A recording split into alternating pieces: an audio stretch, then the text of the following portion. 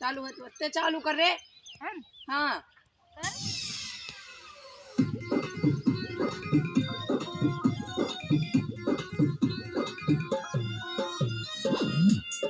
DJ विकास सुन रही है म्यूजिक बाय मंटू मनी। सोया यमुरी ताते लगले काटे हम ऊपर से लगनी जे जाते सोया यमुरी ताते लगले काटे हम ऊपर से लगनी जे जाते बाते रात एक बात रहे कुछ न बुझात काबू भइले न जानानी गरम पर बैठल रही के हम पपन होगे बैठल रही के हम बैठल रही के हम पपन होगे बैठल रही के हम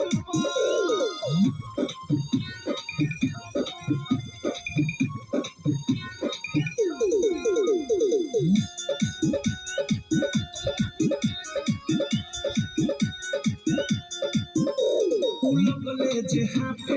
कह देनी साथे किया की जवानी के लहक गइले बा अब हई धर कुछ तो कर ई मनवा ये राजा बहक गइले बा लगले जे हाथे कह देनी साथे किया की जवानी के लहक गइले बा अब हई धर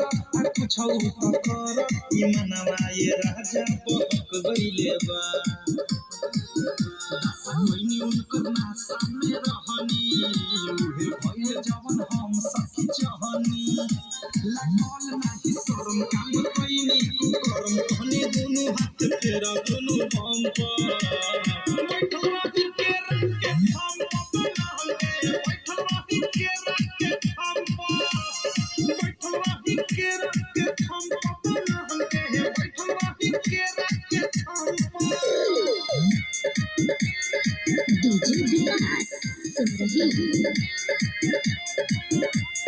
म्यूजिक बाय मंटू मनी। केवारी के पीछे पसर गईनी नीचे हम रहनी ये सखी राते नाइटी में हो पानी पानी भेनी छुआ तनी देनी मजा लेनी गजबे वैरायटी में हो केवारी के पीछे पसर गईनी नीचे हम रहनी ये सखी राते नाइटी में हो पानी पानी भेनी छुआ तनी देनी मजा लेनी गजबे वैरायटी में हो रहले हल्का में हमें जाते हल्का में रुक गइल दमे राइत थारू अवधेश लागल ठेहुना से ठेस अनुराग होते हिया नरम बैठल रही के हम अपना होगे बैठल रही के हम बैठल रही के हम